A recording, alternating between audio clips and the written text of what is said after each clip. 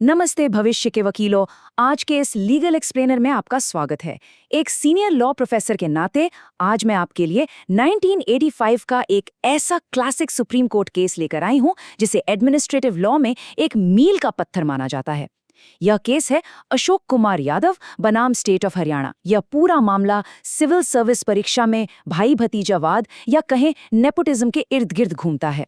तो चलिए बिना समय बर्बाद किए सीधे आज के इस दिलचस्प केस की गहराई में उतरते हैं।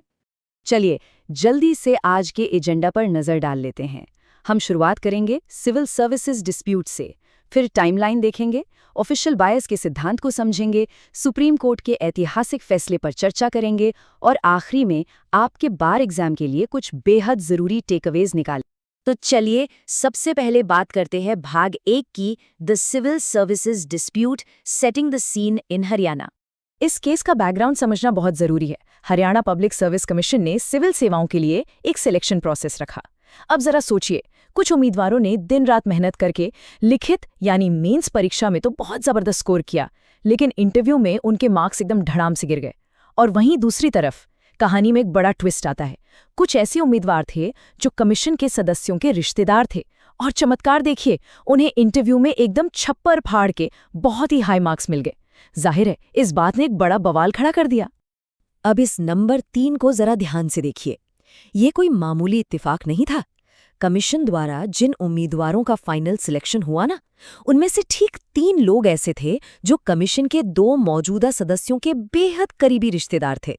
अब आप ही बताइए, क्या इस तरह के भारी संयोग से पूरी चयन प्रक्रिया पर सवाल नहीं उठेंगे? बिल्कुल उठेंगे, और ऐसा ही हुआ। इसी बात पर हम आते हैं अपने दूसरे हिस्से पर, timeline of the selection, tracing the process. Administrative law में घटनाओं की टाइमिंग बहुत क्रूशियल होती है, तो चलिए इसे सिलसिलेवार तरीके से समझते हैं। सबसे पहले हुआ मेंस एग्जाम, जहां बाहरी उम्मीदवारों ने शानदार परफॉर्म किया। फिर आया सबसे अहम पड़ाव, इंटरव्यू स्टेज, और यहीं पर एक बहुत बड़ा कैच है। कमीशन के वो 2 सदस्य जिनके रिश्तेदार इंटरव्यू दे रहे थे, वो उस समय जानबूझकर अनुपस्थित रहे। उन्होंने खुद को उस दिन प्रोसेस से बाहर रखा। फिर फाइनल रिजल्ट्स आए, रिश्तेदारों को बम्पर मार्क्स मिले, और आखिरकार इसी रिजल्ट को अदालत में चुनौती दी गई। अब बढ़ते हैं भाग 3 की ओर, defining official bias, the core legal issues. As a law student अब हमारे सामने एक बहुत बड़ा सॉक्रेटिक सवाल खड़ा होता है। क्या इस पूरी चयन प्रक्रिया में सच में ऑफिशियल बायस यानी आधिकारिक पक्षपात हुआ था? क्या महज पारिवारिक रिश्ता होने का मतलब ये है कि पूरे कमीशन पर कोई अनुचित प्रभाव पड़ा था? इसी एक सवाल पर इस पूरे केस की नींव टिकी है, और इसी ने अदालत को गहराई से सोचने पर मजबूर किया। तो आखिर ये ऑफिशियल बायस होता क्या है? सीधे शब्दों में कहें तो जब ये आरोप लगे कि कोई फैसला लेने वाली अथॉरिटी मेरिट के बजाय पर्सनल रिश्तों से प्रभावित होकर काम कर रही है, तो उसे ऑफिशियल बायस कहते हैं। यहाँ विरोध करने वालों का भी सीधा सा यही इल्जाम था कि भाई उन 2 सदस्यों ने भले ही प्रत्यक्ष रूप से नहीं, लेकिन अप्रत्यक्ष रूप से पूरी प्रक्रिया में अपना प्रभाव तो डाला ही होगा। चलिए इस बात को एक बहुत ही मजेदार उदाहरण से समझते हैं। इमेजिन करिए एक फुटबॉल का मैच चल रहा है और रेफरी का कोई अपना सगा रिश्तेदार वो मैच खेल रहा है। अदालतें असली पक्षपात को कैसे पहचानती हैं? अगर वो रेफरी निष्पक्षता दिखाने के लिए खुद को उस मैच से बाहर कर लेता है, यानी वो मैच में रेफरी बनता ही नहीं है, तो इसे हम क्या कहेंगे? ये तो फेयरनेस बनाए रखने का एक बहुत ही शानदार कदम है ना। अब जरा सोचिए, अगर वो रिश्तेदार उस मैच में एक शानदार गोल दाग दे, तो क्या हम ये कहेंगे कि पूरा का पूरा मैच ही फिक्स्ड था?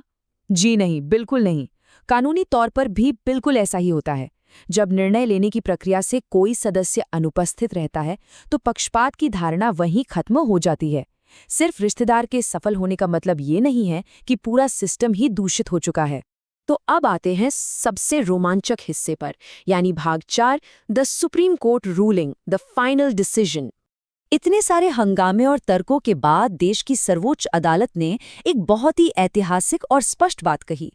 कोर्ट ने कहा, सिर्फ इसलिए कि रिश्तेदारों को इंटरव्यू में ज्यादा मार्क्स मिल गए, ये ऑफिशियल बायस साबित करने के लिए पर्याप्त आधार नहीं है। मतलब आप महज अंदाजे लगाकर किसी भी प्रक्रिया के नतीजे को खारिज नहीं कर सकते। इस फैसले के पीछे अदालत का तर्क एकदम शीशे की तरह साफ था।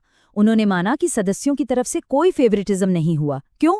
क्योंकि जब उनके रिश्तेदारों का इंटरव्यू हो रहा था तो वो सदस्य स्वेच्छा से वहां मौजूद ही नहीं थे।